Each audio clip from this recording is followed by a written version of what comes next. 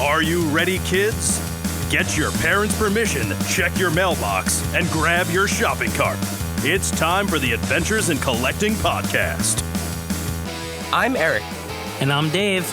Welcome to Adventures in Collecting, where we talk toy news, culture, and hauls, along with our journeys as collectors.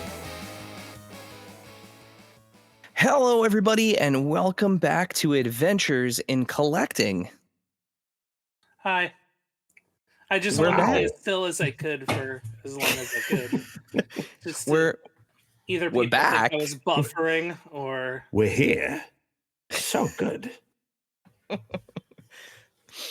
Just three poor schmucks who got lucky and have a great podcast together. Hey, two I have a mice question. fell into a bucket of cream. Are we going to answer the question is if mistletoe is actually deadly if you eat it today? I didn't look that up. No, but listen, a kiss could be deadlier if you mean it. Remember that. Yeah. Remember that. You're Hi literally everybody, now. welcome back. Welcome back to Adventures in Collecting. This is we're back kicking off the holiday Yes, it's season. poisonous. But it depends on how much you eat. Today is all about edutainment. So you're gonna get a little learned as you have some fun with us. No, so we're kicking off the holiday season with personally one of my favorite. I don't care what anyone says. One of my favorite Christmas movies of all time. It is. It counts.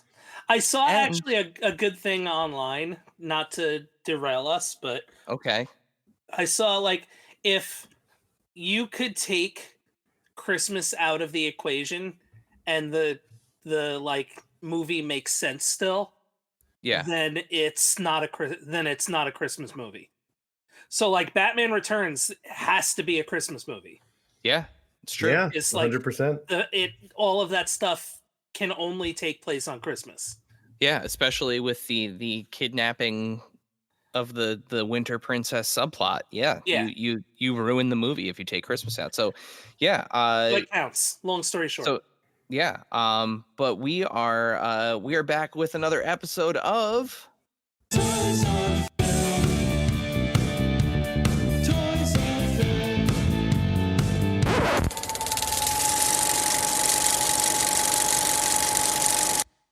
That's right, gents. Everybody, we are back with Toys on Film. And I feel we're like we talking about, underutilized the gag last episode too. Last episode. I mean, it's a long clip. And if you're not watching this, if you are listening to this on your podcast feed in its purest form, I don't know how well the gag actually works. Well, everybody knows podcasts are the most visual of mediums. Well, you can still Yeah. hear the music Hear the music for what, Dave? for Toys on Film, Eric.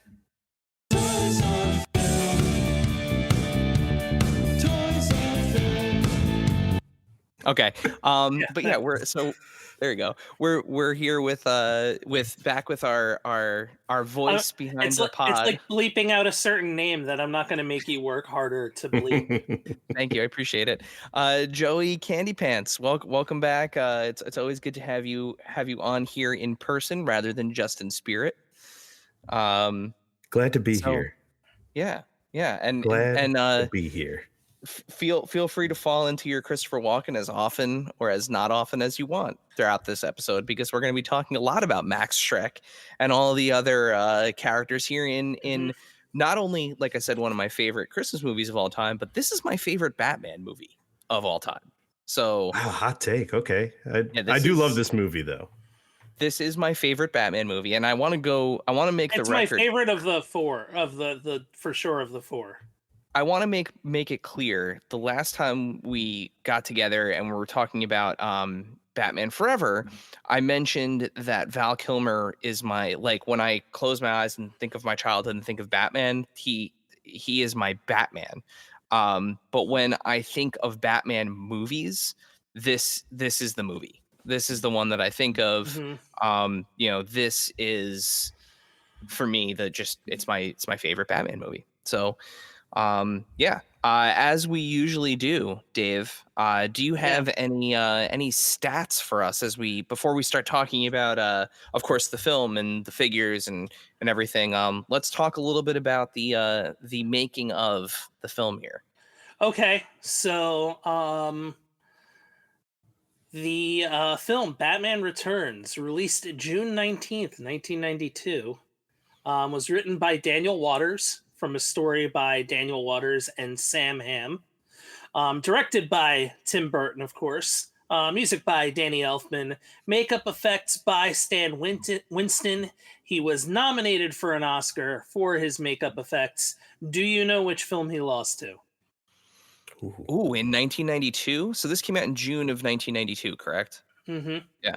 June So 19th. If you don't believe me, look at the poster. So what did he lose to in 1992? Mm-hmm. Oh, that's a great question. And I saw it and I'm like, okay, I get that. I don't know. Was there like a Predator movie that year or an Aliens? Like a sequel? No, he would have worked on it. That's true. Yeah, no, I don't know. Who did he lose to? Bram Stoker's Dracula. Yeah. Yeah, that was I was like, hey, yeah. Okay. I'll allow it. I love that movie. It's a great movie. I love Bram Stoker's Dracula. So the budget. Joey, you need that Keanu Reeves for your oops on Keanu. You need, you need Van Helsing Keanu. Yeah, I'm missing that. Yeah. He did have a figure. You might have to go back to I think it was Kenner even back in the day. There was a Bram Stoker's Dracula. Yeah, there figure, was. I believe. I'll make a custom one that scales. while you're Dave, while you're talking about the budget of the film, I will try to find a picture of. No, I would like to be paid attention to. No, I'm kidding. Yes. Go ahead. The budget was somewhere between $50 and $80 million. Nobody knows for sure. My guess is it was closer to the 80 and not the 50. Worldwide box office, $266.8 million. Wow. 162.8 million of that was domestic. It was the sixth highest grossing film of 1992. Do we want to do a guessing game or do you want me to just say them? Just say them. Behind them from 1 to 5, Aladdin, The Bodyguard, Home Alone 2, Lost in New York, Basic Instinct, and Lethal Weapon 3. Wow. It is, however, that box office, while being impressive for the year, and you know, it's funny, I looked at the numbers and adjusted for inflation aside, Batman movies have made a very similar amount of money throughout their lifespan. But this is 7th out of 8 solo, I'll call them modern era Batman movies. So we're not counting, the original Adam West, Burt Ward. We're going from 89 on. And not counting any of the Snyderverse because they are not Batman solo movies. Correct. That makes sense. Okay. And where I also did not count animated in that. So no Lego and no Mask of the Phantasm. Also fair. Okay. So out of all the live action solo Batman movies, this was 7th out of 8. Really? Wow. What was last? Batman and Robin. I was gonna say it's got to be Batman and Robin. There's, Right? there's no way that's not last. My only two guesses of that would have been Batman and Robin or The Dark Knight Rises. But no, Dark Knight Rises is what is like second or third. Wow. Okay. It might be second, I think. Hot take. I think that's the worst Batman movie Hold on. Wait a minute. out of all of them. Well, we could tackle this. We could tackle this in a larger conversation at a later date. But I think The Dark Knight Rises is the. You think it's worse than Batman? Okay. I'll shut up now. Batman Dark Knight Rises is at least like competently made. Don't say that Batman and Robin is unwatchable because I could watch that movie. Listen, right why now. don't you chill? Okay. I can watch it. Chill. I'm not gonna like it, but I'll watch it. Get the gun. Man. Kill the heroes. On good old Rotten Tomatoes, Batman Returns has an 82%. Okay. Do we That want to feels go through right. do we want to go through the cast now? Yeah, absolutely. Because there's some there's some interesting things we can talk about with the and there's cast some too. interesting cast we could talk about. Some of the things I have in that I think you're going to want to talk about, I have in my other notes, but Okay. All um, right. of course, returning for this film, we have Michael Keaton as Batman, Pat Hingle as Commissioner Gordon, and Michael Guff as Alfred. New to the cast, we have Danny DeVito as Oswald Cobblepot, aka the Penguin, Michelle Pfeiffer as Selena Kyle, aka Catwoman, Christopher Walken, the great Christopher Walken as Max Shrek, Michael Murphy as the Mayor. Michael Murphy, character actor, has been in, I think, everything twice. Yeah. They're in the novelization.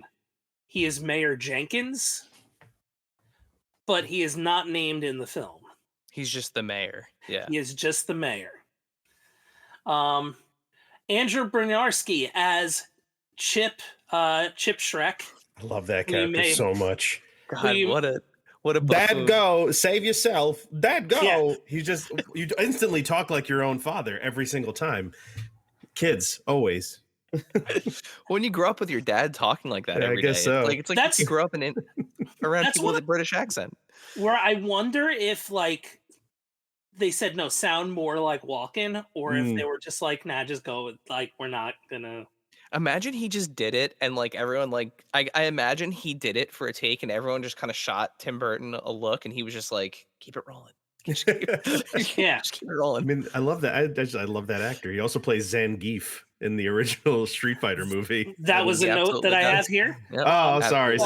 No, that's all right. Also, Leatherface from the Michael Bay Texas Chainsaw Massacre remakes. I did not know that. Of course, from a favorite film of mine, Latimer from The Program, the college football film. He's also in Necessary Roughness, also a college football movie.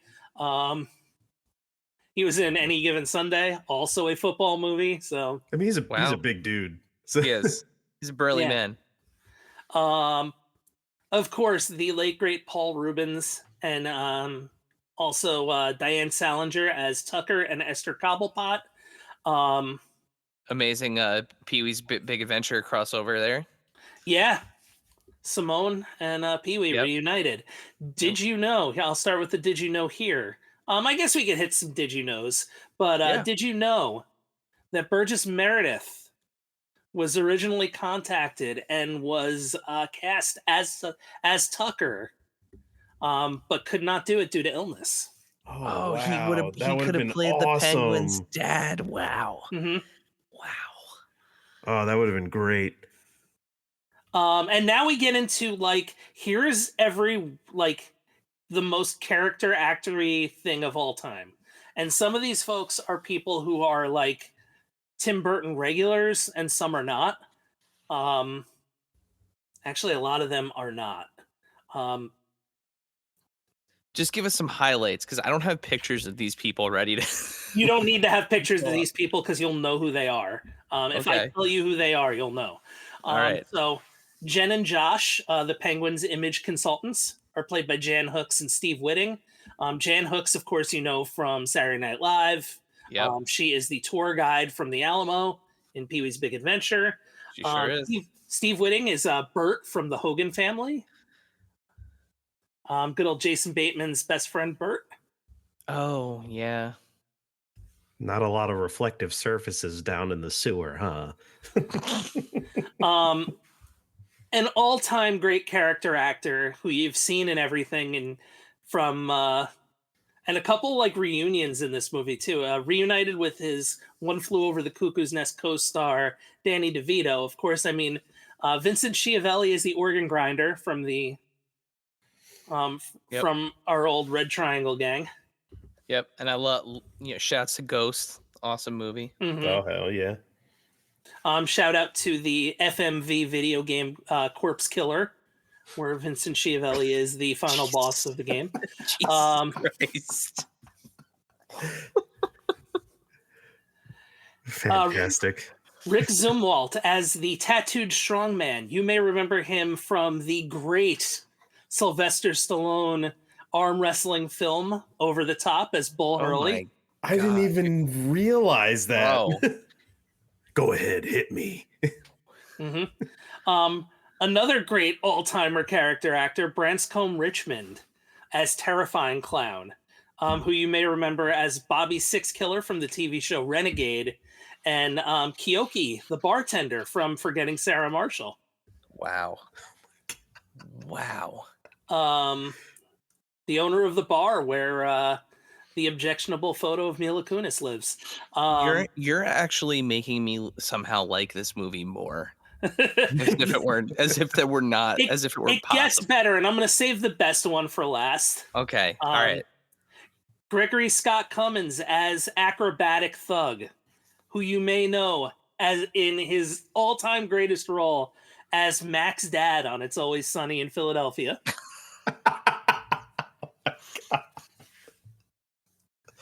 This could be a fun movie, like 6 Degrees of Separation Wow. through Batman Like, Returns.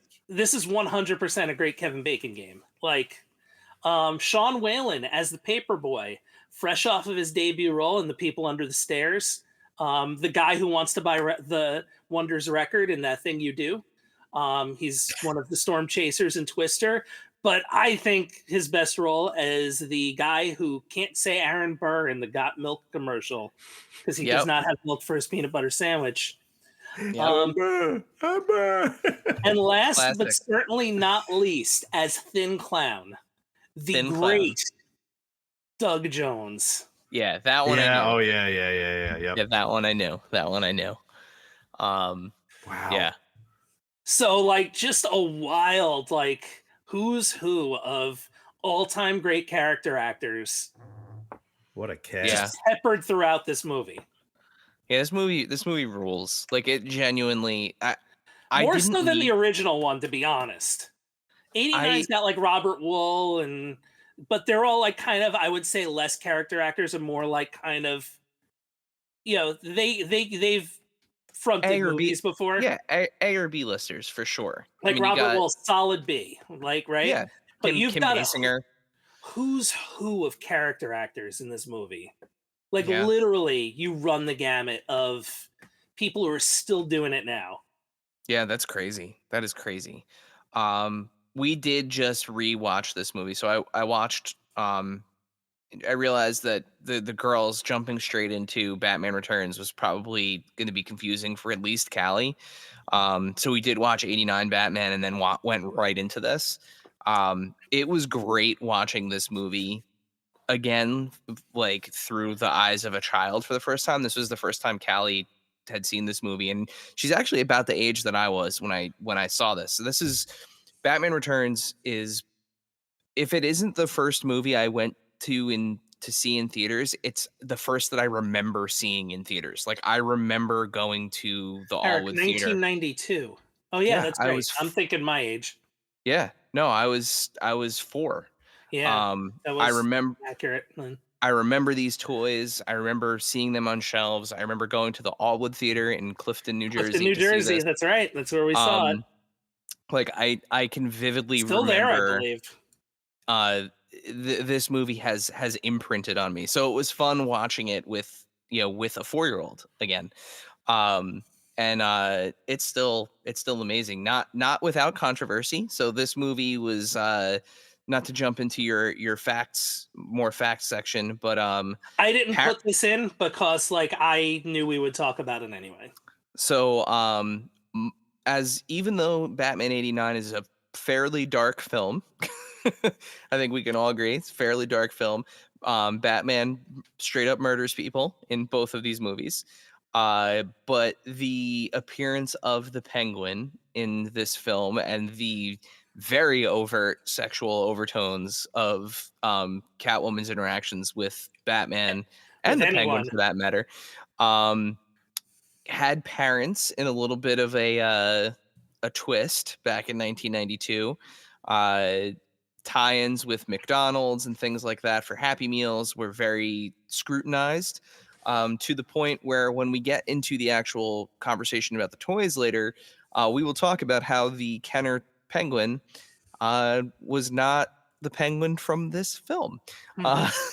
So, I have to say, like, just in terms of like watching this as a parent with a 4-year-old, there were things that definitely went over her head, which were totally, that's what happens. But I like, mean, there were things that went over my head as an 11-year-old. she loved this movie. She thought it was great. She wasn't a big fan of the penguin. She thought he was mean, but like, that's fair. He And a is. little gross. He is pretty mean and gross. Yeah. My favorite comment from her was when he was basically in like his underwear mode at the end. I don't like the way his body looks, Daddy.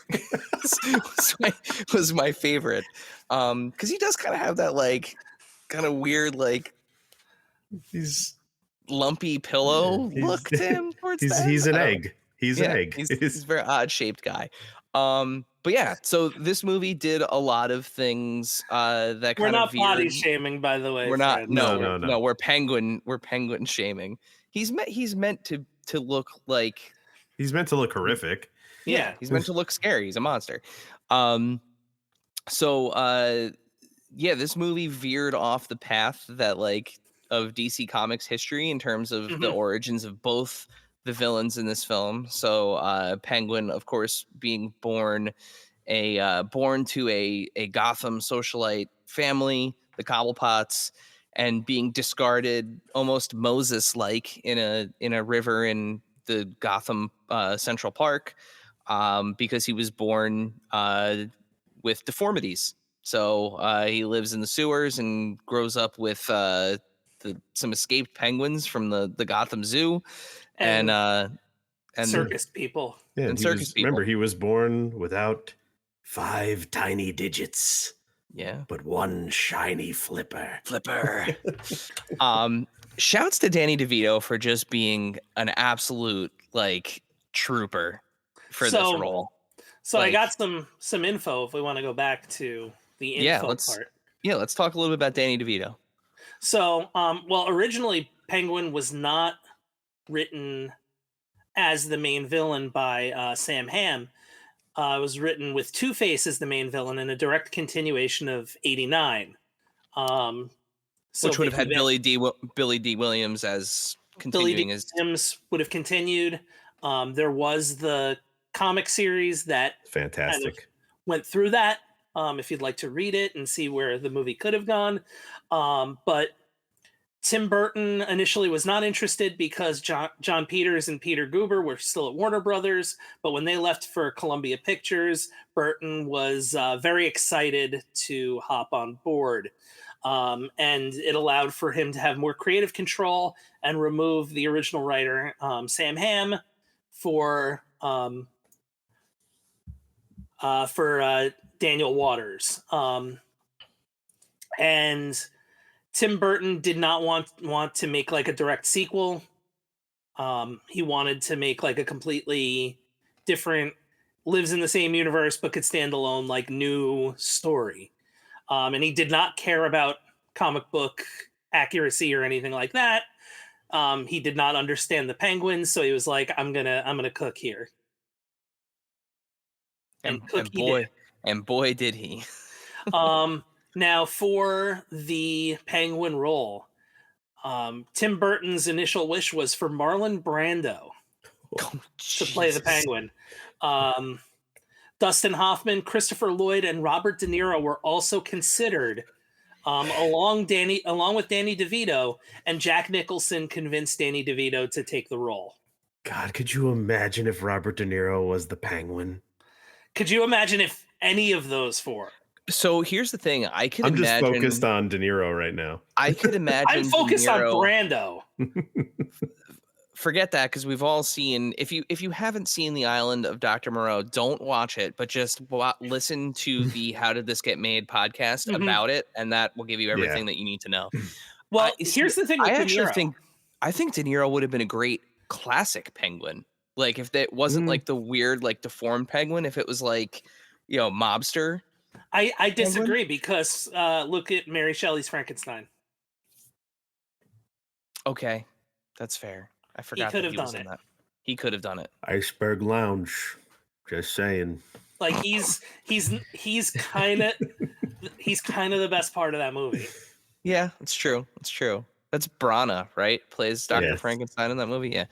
Oh, But yeah, man. Brando is and great. then Catwoman also with kind of like the supernatural element to her, the whole like 9 lives thing, the fact Which that was not she's- intentional. was not intentional. No, that's just something people kind of took and ran with. Huh.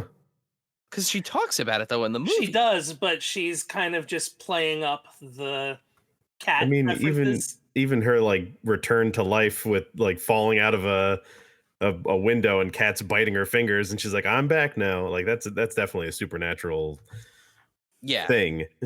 Whether it was intentional or not. I mean, Wikipedia could be a complete load of crap and kind of normally is, but I mean, I could see it as being one of those things that's up for interpretation, but I totally interpret it as she has weird cat powers.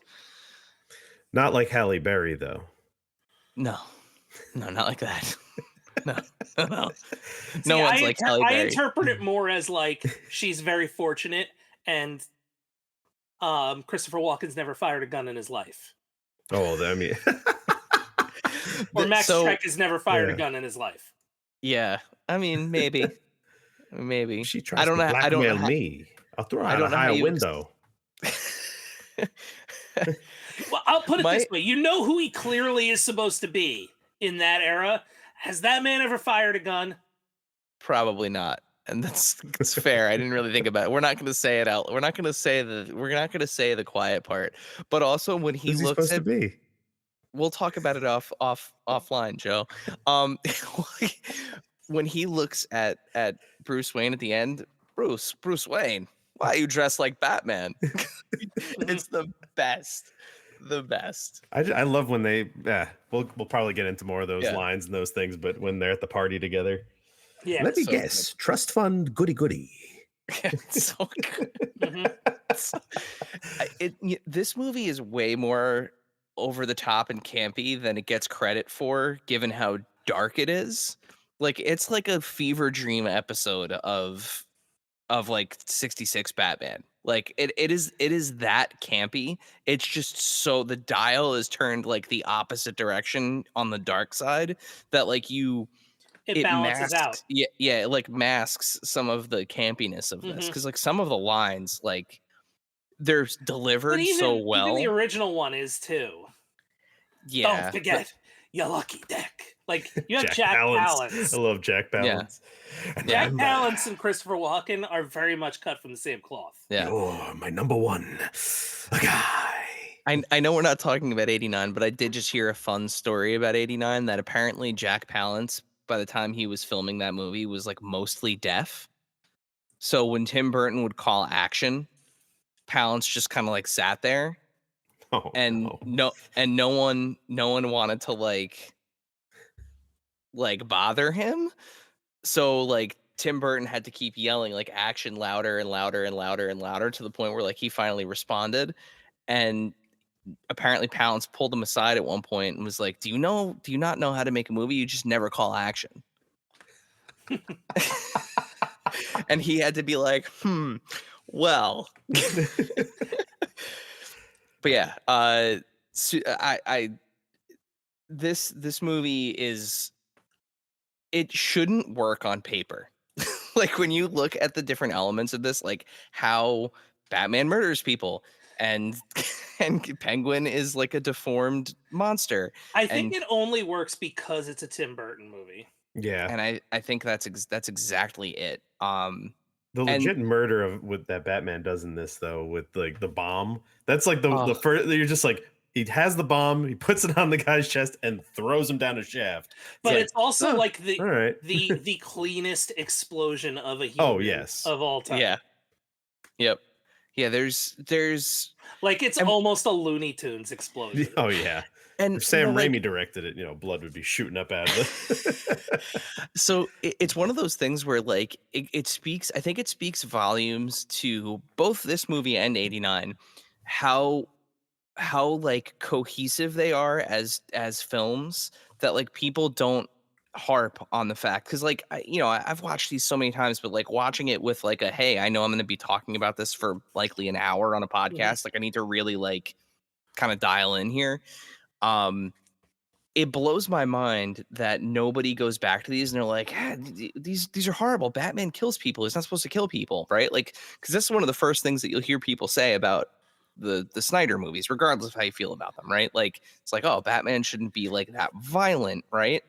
In these movies, dude's murdering people left and right. But here's my thought on that is that yes, it's more slapsticky murder in it's these. 100% whereas in comedic murder. The Snyder ones, it's like murder. It's well, I mean, he Hurricane Ranas a Joker goon out of a bell tower. Yeah, I mean, he does do that. And then you watch him fall to his death. Like, the camera lingers on him falling down that bell shaft. And, like, he doesn't do the thing where, like, Batman's, like, fires the grappling hook and, like, anchors it to the ground. So that way, at least, like, the guy's dangling by his foot. I think I don't know. Maybe it's because the newer movies, it looks a little bit more visceral than. Sure. Yeah. But I also think the newer movies are not as good. And in the newer movies, Batman's also whipping out like a shotgun. And it's true. He's like branding people, and he's branding people so they die in prison. At least in the Reeves and the Matt Reeves one, all he's doing is beating the hell out of people, which Batman does, like famously. Yeah. He's Arkham Asylum, like Arkham games them. Like he's just that's not the one I'm referring to. I am referring to specifically the critiques on the Snyderverse and Batman's murdery ways. But I'm saying if we're kind of like, and I am in no means defending the Snyderverse, but if you want to like kind of be like, oh, here's the scale of violence, like we're maybe 3 steps above 60s. Like I would go out on a limb and say Batman the Animated Series is way more violent than 89 and Batman Returns. I wouldn't say way more. I would say it's violent. I'll put it this way: as a cartoon, these movies are cartoonishly more violent. Yes, or more cartoonishly violent. But the cartoons, so like Batman the Animated Series picks up in like what 90? What is that? 93, 94, somewhere around there. I forget what year that's. Whatever it is, yeah. Those feel very much so in this universe, like in the Tim Burton Art Deco version of Gotham. I'm saying more like, especially in this movie, and as you move forward, like it is like cartoony comic book violence, whereas like, so you don't even think of it as like Batman's murdering people. You almost think it's like Batman's making people like kind of murder themselves in a way. I'll tell you this, like, again, like having just watched this with 2 children, neither of them batted an eye at how Batman, like no questions asked. Like nothing felt like off to them the way that like Batman dispatches bad guys, like we go back to the guy with the dynamite. Like Batman almost tricks him into like having dynamite on him. Yeah, it's true. Right. It's true. So it's like, wasn't Batman just carrying the dynamite, trying to figure out where he was going to put it? It was kind of like Batman 66. Got it from one of the it's like he rips it off of wasn't it one of the motorcycles? Yes. And then he's like, "What do I do with this? Get rid of a bomb." Yeah. No, you stick it to a clown and throw him down a well. That's how you get rid of a bomb. He stuck it to the strongman. He stuck it to strongman. I can't remember his name now. To Bull Hurley from Over the Top. But I think that's the difference. And like, also, nobody's like, oh, your friend's name is Bruce Wayne too. Let's be friends. Like, let's form a super group together. Except you're dead. But when you come back to Earth from the grave, I will have to calm you down from your murderous rage. Of which I share with you, murderous rage. And Martha. Don't forget about Martha. But this movie though does in one way, like as it diverts from the comic books, it does continue the trend of Tim Burton kind of building his own version of this universe. In the first movie has the Joker as Instead of Joe Chill, right? Like the Joker is the murderer of Batman's parents, which was the first time that version of this story was told that way. Which has since been like co-opted by the comics. Mm-hmm. Sometimes, yeah, in some of the storylines, yeah. It's been the Red Hood, which the Joker in some stories has been the original Red Hood as well. Failed comedian, but the kind of avoid like that one too. it almost works as kind of like an Elseworlds package of Batman, like an Elseworlds story. But yeah, in terms of like the beats of this movie, so Batman's got a new he has a new costume in this film compared to the original. It's got some updates to the armor, updates to the Batman logo. Batman logo kind of becomes the one that's most synonymous now with Batman without the kind of extra lines on it, if you will. Still can't turn his neck. Still can't turn his neck, but it's amazing watching a grown man have to go like this every time. He turn his whole body. His whole body. I mean, if any of us have a stiff neck, that's what we have to do. So yeah, it's props true. to Batman. Dave, Max Schreck, that's a new character for the Batman universe as well in this this film. Do you have any info on that? Any intel on that, or just it was? Nope, seems like it was walking from day one. Like, yeah. And first mention here of the McFarlane figures. So good. First time in the line, Max Schreck figure. Yeah, It's been a very long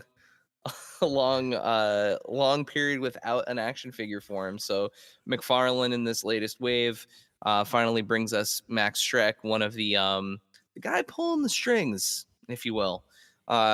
He's such a good suit. Look at that. It's just here, let me move this. Nothing says early 80s, mid 80s quite like that. And you get one of the greatest alternate expressions of all time in his electrocuted head from the end of the film. That is his lone accessory. And when this is your accessory, you really don't need much else. Hey Eric, how did my niece respond to that part? My youngest niece. So as Batman's peeling back the sheet metal looking for Selina, and you see just this staring at you, my 4-year-old daughter just went like just like laughed at the face. It was pretty awesome. That's awesome. She's definitely my daughter. It's so good. But yeah, awesome character. Christopher Walken just being Christopher Walken. Like it's just devouring every scene that he's in. What's the term? Chewing on the scenery. He's chewing the scenery. Yeah, he's not devour. Like absolutely. Yeah. Like a man who's on a hunger strike. Like devoured those scenes. And now a word from our sponsors.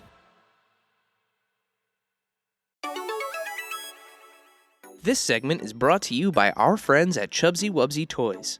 A traditional mom-and-pop toy store in Little Falls, New Jersey, Chubsy Wubsy Toys brings you the best new toys from the brands you love without the hassle of pounding the pavement searching for them at larger retail stores.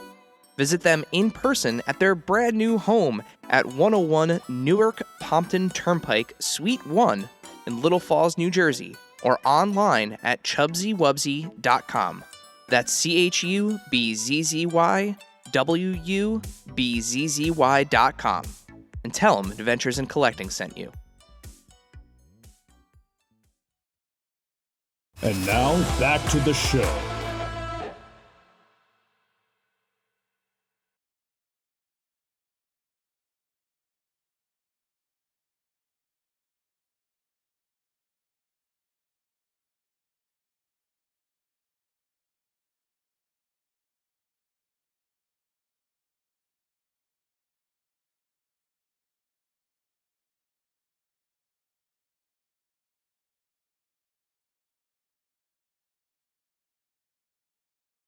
Now here's an interesting thing. So Catwoman, obviously portrayed by Michelle Pfeiffer, who has now a long history in superhero movies. She's eventually found herself into the Marvel universe as well as Janet Van Dyne. But it almost potentially couldn't, or almost potentially could have been somebody else, right, Dave? So there were many people that were up for Catwoman, and I could run down the list, but pardon me. Originally cast was Annette Bening, Oh wow. who was originally cast as Catwoman but had to withdraw due to pregnancy, due to becoming pregnant. So the list goes: Ellen Barkin, Cher, Bridget Fonda, Jennifer Jason Leigh, Madonna, Julie Newmar, believe it or not, Lena Olin, Susan Sarandon, Raquel Welch, and somebody who I don't know if she was necessarily up for the role, but was definitely trying to politic herself for the role, famously, was Sean Young, who showed up not only to the Joan Rivers show in costume to try to get the role, but famously showed up to Warner Brothers Studios to meet with Tim Burton in costume. Wow. To the point where Tim Burton hid and refused to speak to her because he was terrified that this was going on. And so Michael Keaton and another executive had to discuss her intentions on what Catwoman would be to her with Sean Young. Imagine being able to terrify Tim Burton. Right. Like, I don't know if it was like kind of like a one that I would imagine there was a lot of attempted contact. I guess. Yeah. And that, like, where's the line? I guess her showing up to the studio was the line. But eventually, Michelle Pfeiffer got the role and absolutely knocked it out of the park, to the point where she learned martial arts, she learned combat training, she learned how to utilize a whip. And we have, I don't know, Eric. Yeah, we got some behind the scenes footage here. So the scene when she is in the shopping mall shortly before blowing it up, there is a scene where she whips the head off of 3 mannequins. So this scene was actually done in a single take. And the stunt actress who was on set ready to rip for this basically deferred to Michelle Pfeiffer since she had been doing so much training. And needless to say, she lets it whip. So here, you check it out.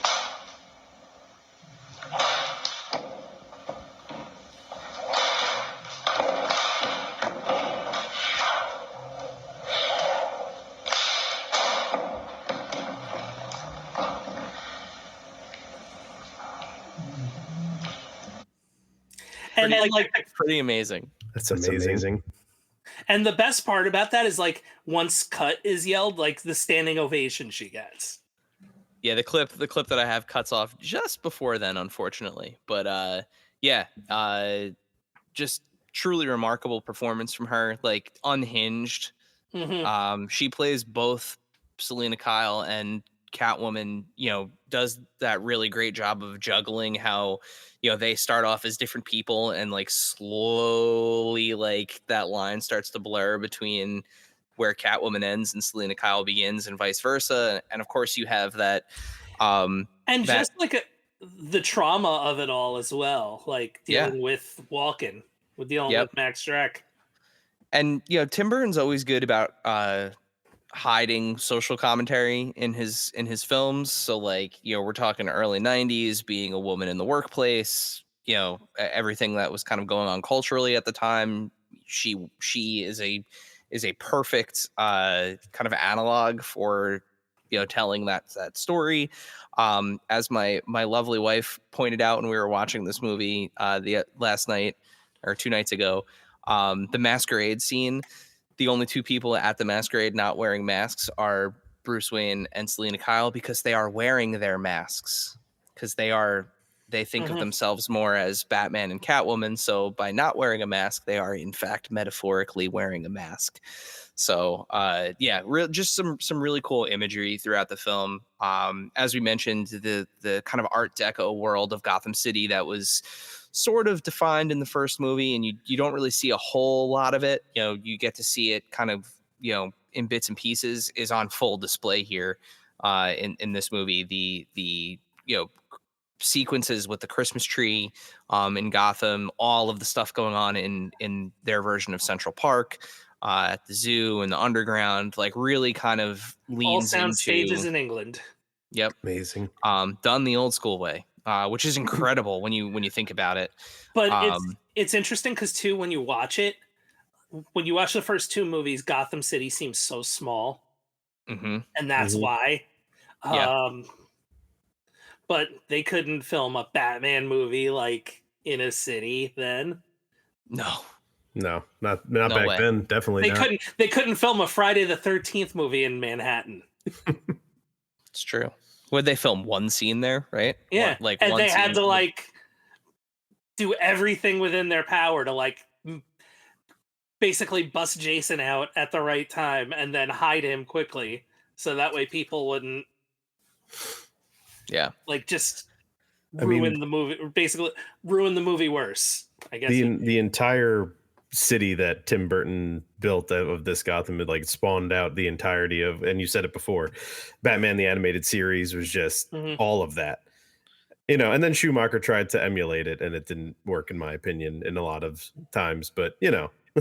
He added more color. Yeah, Got yes. that Art Deco Gotham was still there, but instead of just like the grays and dark blues and blacks, like he started adding, you know, Like kind of neon and reds and neons blues. Neon. and things. Yeah. But like the bones were still there. It still felt like that Gotham City. It was just Mhm. kind of lit differently. Um but yeah, between 89 and Returns, like that's very much so the same like gritty Gotham City that, you know, Brooding. that he kind of developed. I And love, it's if you're watching this on YouTube, which by the way, thank you for watching on YouTube. You'll see behind Dave just those two, the massive, like almost Ayn Rand style, you know, giant Art Deco statues, of like pulling the pulling the gears. levers. Yeah. Yeah, behind the Christmas tree. It's just like so iconic. It, and I think that's the other reason too why these movies get a bit more leeway is they age well. Like, yes, there is the nostalgia of them, but like you can also watch it now and new generations and everything like that, and they're still good. Like, Yeah, it's remarkable how well this movie, and 89 for that matter, mhm, how well they really do hold up. And a lot of that comes down to, I think, two main things. One, which is what we've been talking about, the that Tim Burton stylization of things. Because if you look at his catalog of movies in general, like anything from that time period, Beetlejuice, Edward Scissorhands, they exist in um, a time period, but they don't.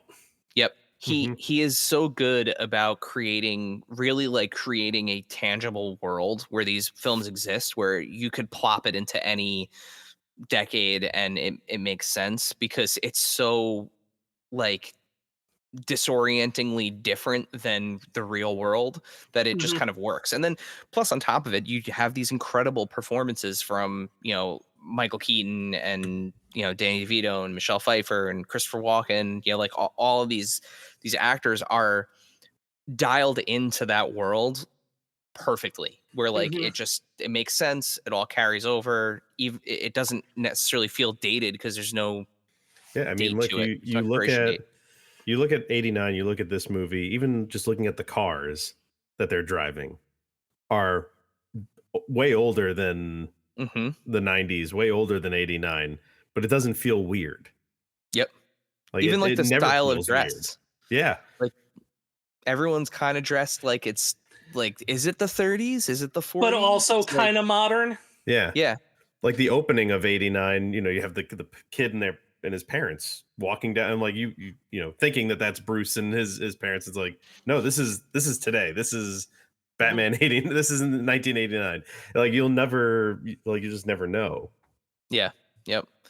Now one of the things that about both of Oh, these. speaking of which, like funny side story, Yeah. Danny Elfman almost did not come back Oh, geez, that would to have do the been music Weird. because he was worried about um once again being upstaged by a pop musician. oh my god. Yeah. It's just so funny when you think about it, because like as much as Party Man and Trust are amazing songs Mhm. in that movie, him Scandalous as well.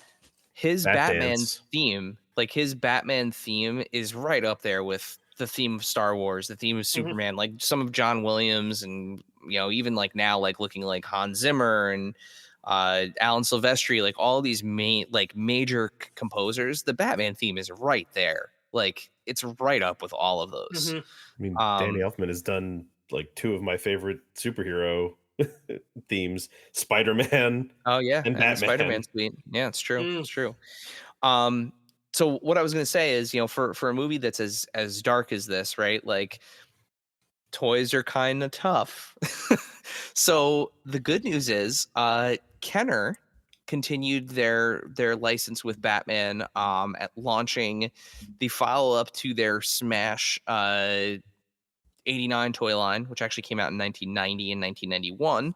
Um, which then transitioned over to Batman Returns. So the Eric, first wave wasn't here, Toy I Biz the remember original? that penguin. Toy Biz had a one line for 89 before Kenner took over and then released their own 89 line, Mm. following Toy Biz. So we're looking right here at wave one. So as it was always the case, you would get one Batman figure that was classic Batman. In this case, that was Thunder Whip Batman, who had his very movie accurate Asian throwing star and Looks like a battering scythe. whip. Um, this part here is actually a giant batarang, Oh Dave, yeah, Okay. connected that to a whip. color on the floor that just doesn't Um, help. but what was always the fun thing with Kenner was they just did whatever they wanted to do. So we've got Firebolt Batman, we've got Skyrocket Batman, the second iteration of the Bruce Wayne Quick Change figure, and then Dave, we have a very strange looking Robin figure in Yeah. the first wave. And I actually have my original Robin figure here. So I'm going to pull that up while you're telling us a little bit about why this Robin figure exists in the first place. So it does have the new Tim Drakeness of it all going on. As far as the costume goes, especially that Robin logo. Oh, yeah. But Joey, do you know who was originally cast to be Robin in the films? Yes, I do. It was it Marlon, right? Marlon Wayans? Marlon Wayans Yeah, Marlon was Wayans. originally cast as Robin and received a two-picture deal from Warner Brothers for presumably Batman Returns and Batman 3, whatever that was going to be. Costumes and sets were created. So the whole thing was Robin was going to be a mechanic named Robin who helped Batman get the Batmobile back in working order after the whole Penguin deal. Yes. And the character was removed at the last moment from the final script. Marlon Wayans still receives residuals to this day from the movie because That's of his amazing. contract. And the figure was created in order to represent Marlon Wayans in the film. So this figure has it has the Marlon Wayans, I guess you would call that a high and tight, right? Yeah. that but, would be a high or- flat top fade. Yeah. or Flat high top. flat top fade. Thank you. But yeah, always wondered why Mhm. Robin had such a unique haircut that Robin typically doesn't have in the comic books when I was a kid. That's because it was supposed to be Marlon Wayans. Yeah, I those was playing always at like home. Tim Drake has kind of the spiky hair. Did they just were not able to accurately recreate that? They didn't give him the Dick Grayson bowl cut. So like, what was the deal? And it was because it was Marlon Wayans. Yeah, which is crazy. Mhm.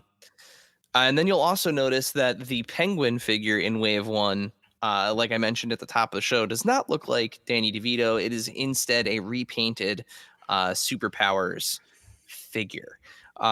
This umbrella does make a very brief appearance in the film. It's one of the ones that he takes out towards the end of the film as he is in his throes of death, and he says, "Oh crap, I picked a cute one." Or I think it's, "Oh shit, I picked a cute one." It is the black, red, and white umbrella. Is can be seen in that scene.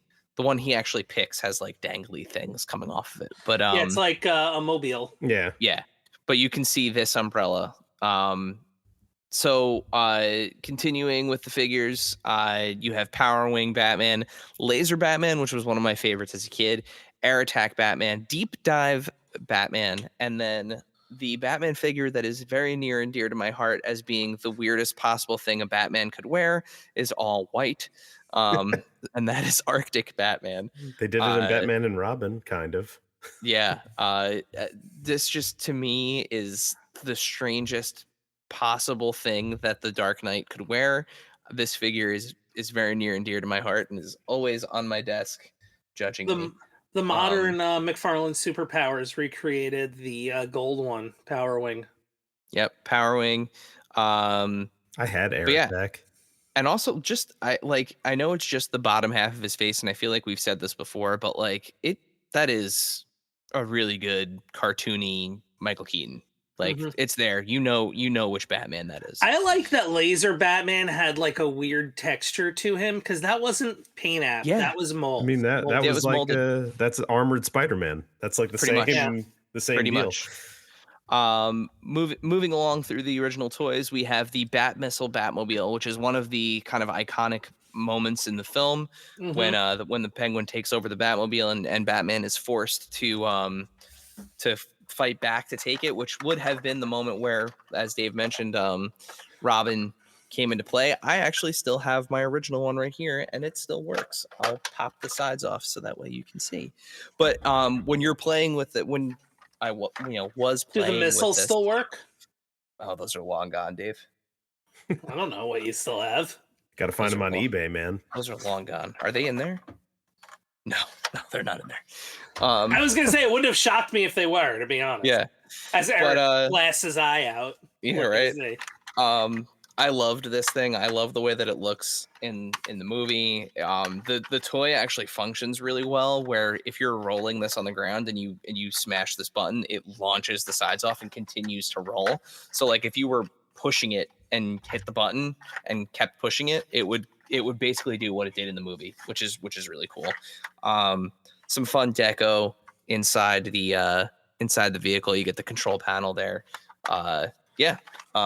This was my Batmobile. I liked it better than the first, like the toy of the original Batmobile too. Yeah, the Toy Biz one. Yeah, Toy Biz one was a little rough. But yeah, this has that classic. Once you put it together, it really does just such kind a of good look Batmobile. That shell always broke, and the arrows, or I'm sorry, it had the missile silo too, I guess, or the missile like compartments, and those always never stayed in. Like these at least didn't break. You also had seen in the film the all-terrain Bat-ski boat. Bat-ski boat. It's Russian. With retractable skis and firing torpedoes. I also had this. This did not survive. This broke into a million pieces. It is long gone. But it is a really cool vehicle. He, in the film, he crashes this up through the sewers and decapitates the Penguin's duckmobile. Really cool vehicle. Speaking of the duckmobile. You did not get the duckmobile, but instead you got the umbrella jet, which I don't know if this was a repaint of a Superpowers thing. I don't know if the Penguin had a Superpowers vehicle. I'm not entirely sure, but it does also spray knockout gas for some reason. Which sure, of course it does. Kenner gonna Kenner. You also got the Batman Skydrop. This was a really cool vehicle. This was meant to be something that somebody else was piloting, probably Robin. and Batman could hang off the bottom from a thing on a rope. And then kind of The greatest the Batcave. so this is the Batcave that I still have. It is not in any sort of condition that was worth pulling out and showing you guys, versus just this picture. But this is my favorite Yeah, I version don't of. think there was a Penguin original. This is vehicle. arguably considered to be the best version of this Batcave. I think so. Wayne Manor, the colorway on it, for those unfamiliar, this Bat Cave came out several times over in the 90s. The first iteration of it was for the 89 movie, and the back section was painted to be Ace Chemicals, which made Axis. the most, or Axis Chemicals, excuse me, which made the most sense. Based on how it looked.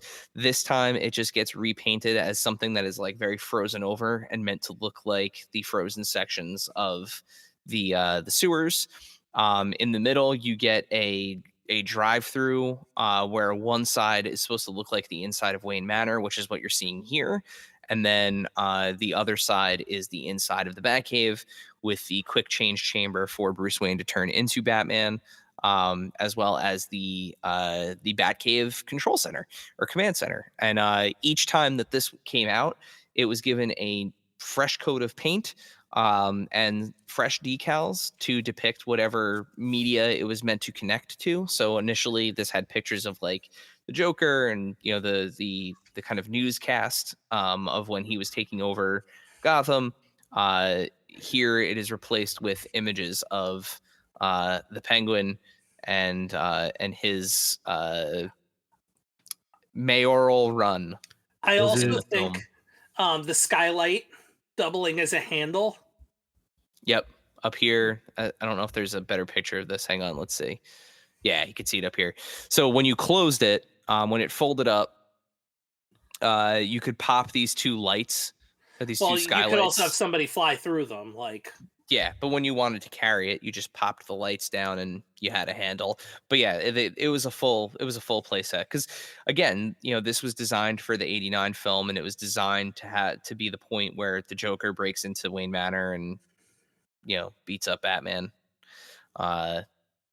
Also Axis Chemicals, it was meant to be kind of a 3-in-1 play set, and it continued to be that until they stopped making it. Great play set. Does his Bat computer come with a CD-ROM that when you touch it, it actually does a record scratch for some reason? I always thought of this command center more as like the Six Flags stunt show, right? Yeah. Okay, so for those not in the New Jersey, New York area, Six Flags Great Adventure, it's still there. The set is still there. If you go back by the Wonder Woman Lasso of Truth ride and you look through the gates, you can still see a very amazing set. If there's ever wrestling held there, that's where the wrestling is. Yeah, I hope they bring it back because they've rebuilt a lot of the DC stuff there. They could totally bring the stunt show back. I think for a company that's barely hanging on, I don't think a stunt show is cost prohibitive. But I have hanging on by a thread. Have some single carded just pictures here again how these figures came carded. Beautiful card art. I always loved the kind of ombre, I guess you could say, from the orange to the blue was really, really cool. Arrow Strike Batman. This was the gold one that became kind of the one of the more famous. Then, of course, you had Catwoman, who was in Wave 2, and that's another one. Whereas Penguin was extremely inaccurate to the film, they did a pretty good job with Catwoman back in the day, and I actually have her right here. Nice. All these years later. Her action feature was her whipping arm. Yep, and mine still works. And it if I still had the whip, it does actually. She hung onto the whip, and it would actually slap against the ground and make like a whip noise too. Also, incredibly easy to find in stores. So difficult. Like, Really? oh, I could only imagine what our parents went through trying to find 2 of those. Of course, you had the penguins. I still have one of mine. I don't know what happened to the other emperor penguin that came in the 2-pack, but penguins with missiles on them. This is again that penguin figure, which feels extremely out of place, but is I guess definitely more I mean, kid on friendly. one hand, his mayoral painting that they had behind him was Is this art? it Pretty- is that. Pretty damn close.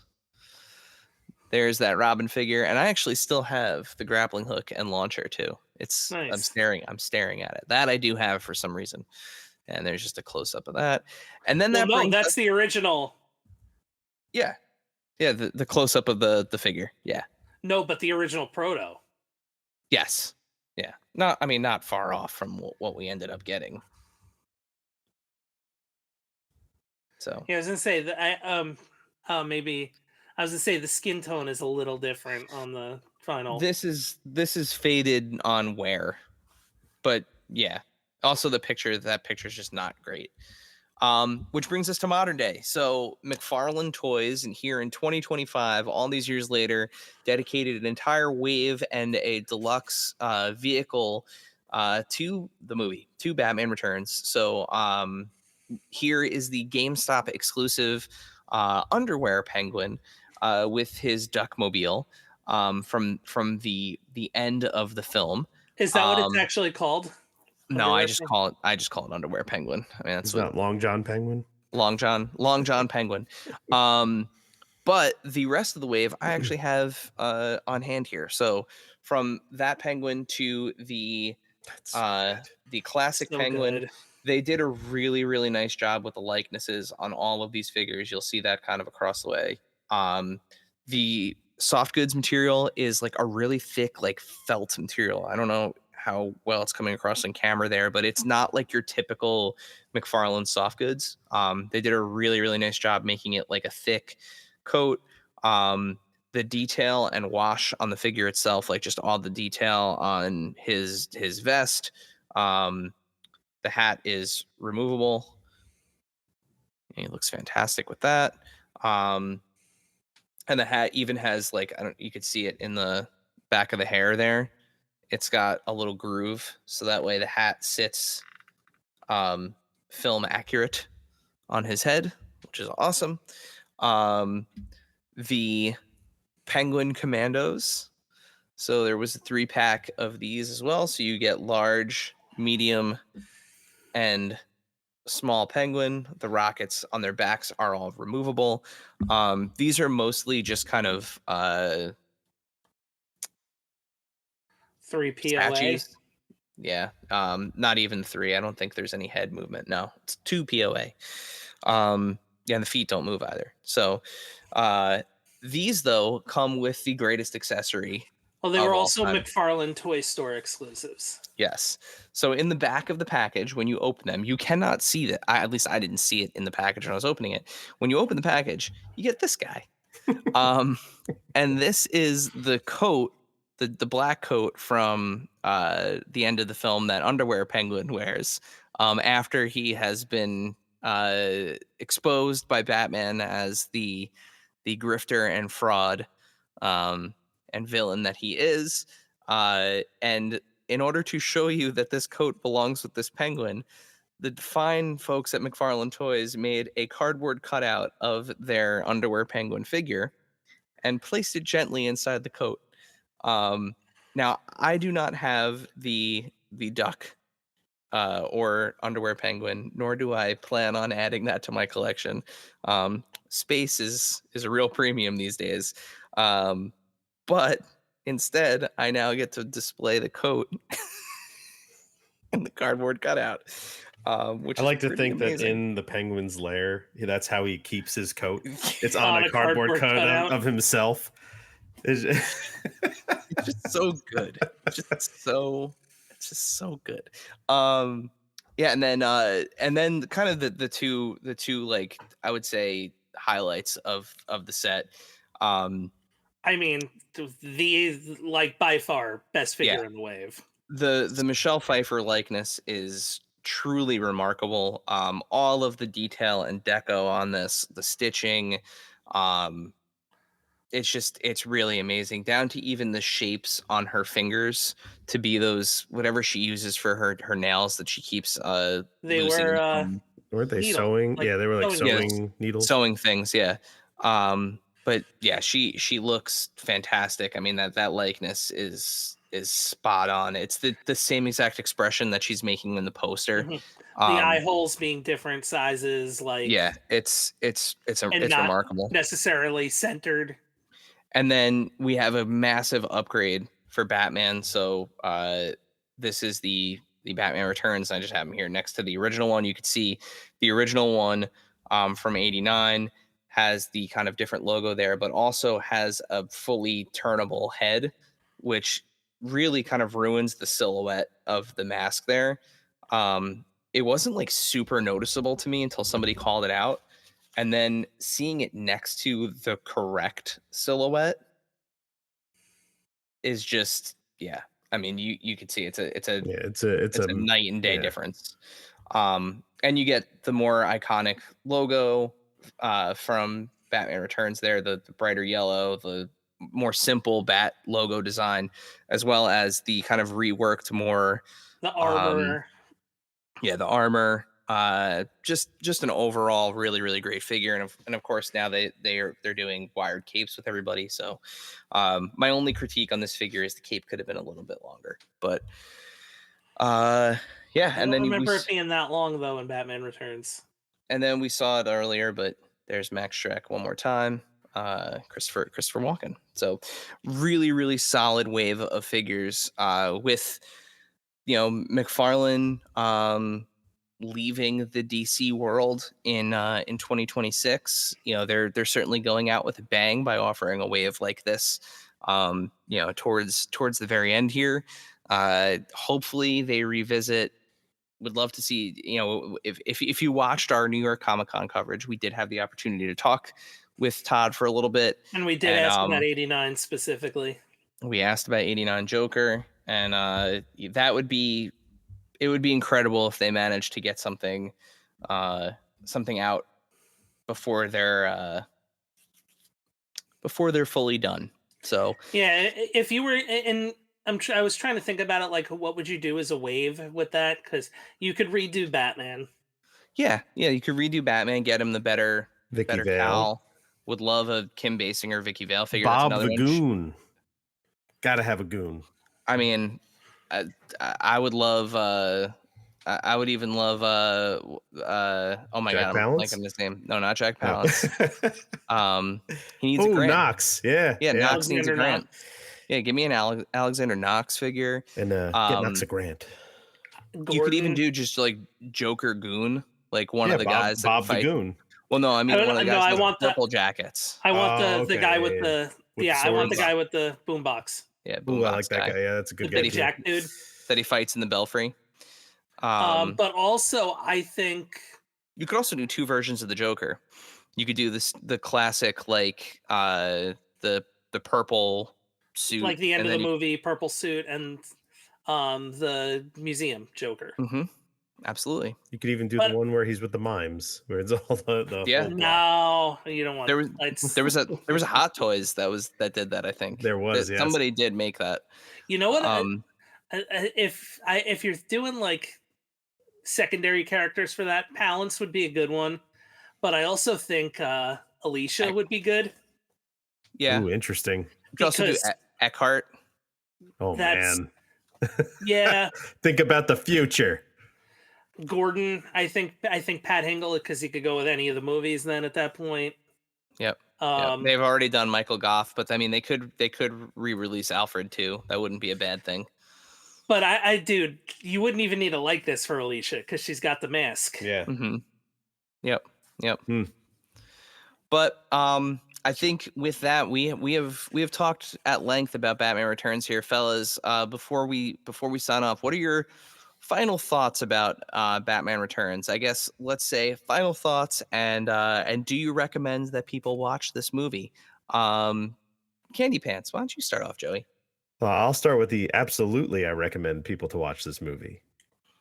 I think everybody should watch this movie twice, maybe even 3 times. Watch it every Christmas. Is it in your list, Joe? I might have taken it off this year because of how many times I've done it. And I just watched. Joey famously does Halloween and Christmas themed movie lists for October and December, respectively. And I do a piece of art for each one. I think considering you just had to watch this for this episode of the podcast, like you could take I actually didn't have to. You want to know what's really funny? Before you asked me to do this, I watched this like maybe 3 days before you even asked me to do this. I was sitting and I was working and I just, Yeah, I've watched it recently enough for it, but also who's the one who let Vicky Vale into the Batcave? I'm sitting there working and hey, Vic. Great line. And the only reference to her to basically be like, yeah, we know. No, there's two references. There's 2 references. He talks about her with Selena. Oh, speaking of which, that scene at the end of the movie. Oh yeah, where Selena, she shows back up. Yeah. She was originally, to have died with the electricity, and because test audiences were like, "Where is she?" Like, they had to, in order to respond to test audiences, they reshot. Like, it was like a 1 day at the end of shooting. Michelle Pfeiffer was already gone. They had to use the stunt performer. Also, I forgot to mention, Catwoman does come with a taser. With the taser, which is great. Really so good. that is not Michelle Pfeiffer in that last scene of the film. And if you are at all curious, like Dave mentioned before, if you wanted to see what would have originally happened between what we got in Batman Returns and what was originally planned, you can go and read the incredible Batman 89 comic that explores that story. It's amazing. I think it's probably collected at this point. Like, it's probably in a trade. Well, because it retcons like the future. I think it's supposed to have been what happened. Yes. Well, they also released, I think it's a novel. I don't think it's a graphic novel. It's a novel of what the original Batman 3 was going to be, with Catwoman staying involved and the Riddler, which would have been played by Robin Williams. Robin Williams, yeah. So and Billy D. Williams back as Two-Face. Yeah, yep. I have the Batman 89 comic and the Superman 79 collected. It's just, they're so good. Yeah. Yeah, if you're fans of this universe, definitely worth checking those out. And I will take that opportunity to absolutely say, yes, you should watch this movie. And my final thoughts on it are, every time I watch this, there's something new that I notice about it. This time it was actually something funny. I noticed a production mistake in the film. At the end, when the penguins are pushing Penguin into the water down the little ramp, if you watch very carefully, when the body hits the water, you will also see a small sled on wheels that falls out from underneath the body, and like a little dolly, and sinks to the bottom. So they never edited that out. It is still in there, and minimal CG in this movie. A lot of it's practical. Yeah, practical, and what's the I don't know what the technical term for it is, but when they like superimpose live action footage on top of, like because like the stuff with the bats, those are real bats. They're just matted, over things.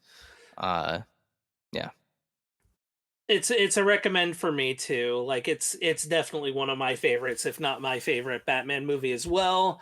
Dark Knight also up there, but I leave the house, so we'll go with Batman Returns. Dark Knight's my second favorite for what it's worth. So. Yeah, it's my second favorite too, really. Like, those are number one for each series. Lego Batman is like my favorite. But also Lego Batman is great too. Great pick. But yeah, this is one I've seen actually, of course, in theaters when I was a kid at the Lincoln, I think it's Lincoln Triplex in Clifton, New Jersey. But also I've seen the shown. I think I've gone twice to the Alamo Drafthouse when they've re-shown it. I also went to the Smod Castle to see it, and Kevin Smith did let's talk about. It was a watch with Kev, so it was all right, let's talk about it. And he did as much of a Q&A as he could do, having not been involved in the making of the film, but as a Batman fan and stuff like that. So that was really cool too. Yeah. Did you guys do the re-release in AMC? Because I missed it. It was on a Monday, and I'm I can't do this. It was digital, so I didn't bother. I've seen it in 35 at the Draft House. When I watched it at Smod Castle, it was digital as well, but the Kevin Smith was the draw there. I'm not going to AMC to watch Batman Returns in digital. I could stay home and watch it for free on digital. Exactly. So with that, this has been another episode of Toys on Film.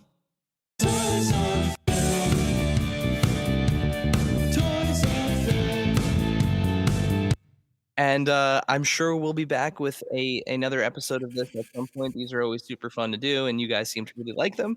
So that being said, is there a movie that you want to see us tackle? Go ahead and leave your suggestions in the comments on YouTube, on Instagram, wherever you're watching this. I just realized you were asking the public. Not you. I actually thought of one, right? Well, we could talk about that later. Yeah.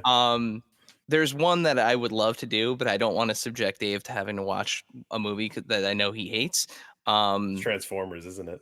No. I think I know, but is it Ghost Rider? No. There's 2 toys made for that movie. I hate it though. That's the answer. The movie is Small Soldiers, which we should do at some point. I love that movie. I don't hate Small Soldiers. I thought you hated that movie. I don't think it's as I don't think it has the. Oh no, I know which one you hate. You hate toys. Yeah, because it's just as an adult, I love toys, or I think it's a interesting movie. As a kid, I was this isn't about toys, because that would be another fun one to do too. But no, Small Soldiers is the one we got to do. Yeah, Small Soldiers is a good one. Yeah, but I guess with that, Dave, it's time to send us home. So Toy Story. Yeah, send us home. Joey, give me your best walk-in. Oh, Joey, walking us out of here. We can take a walk out of here whenever you want to go, but I'll push both of you out a higher window if you try to blackmail me. Thank you for hanging out with us today. Subscribe, rate, and review this podcast wherever you listen, and then tell your friends to do it. Thanks also to Joe Azari, the golden voice behind our intro. Learn more about him in the show notes. Our music is Game Boy Horror by the Zombie Dandies. Follow us on Instagram and TikTok at Adventures in Collecting and on Twitter at AIC_podcast. Stop by and say hi. Show us your hauls and photos. Tell us your toy stories. Maybe we'll talk about it on a future episode. Don't try this at home. Void where prohibited and some assembly required. Each sold separately, not a flying toy. Consult a physician if your toy run exceeds more than 4 hours. This has been a non-productive media presentation. Executive producer Frank Hablawi. This program and many others like it on the Non-Productive Network is distributed under a Creative Commons Attribution Non-Commercial No Derivatives license. Please share it, but ask before trying to change it or sell it. For more information, visit non-productive.com.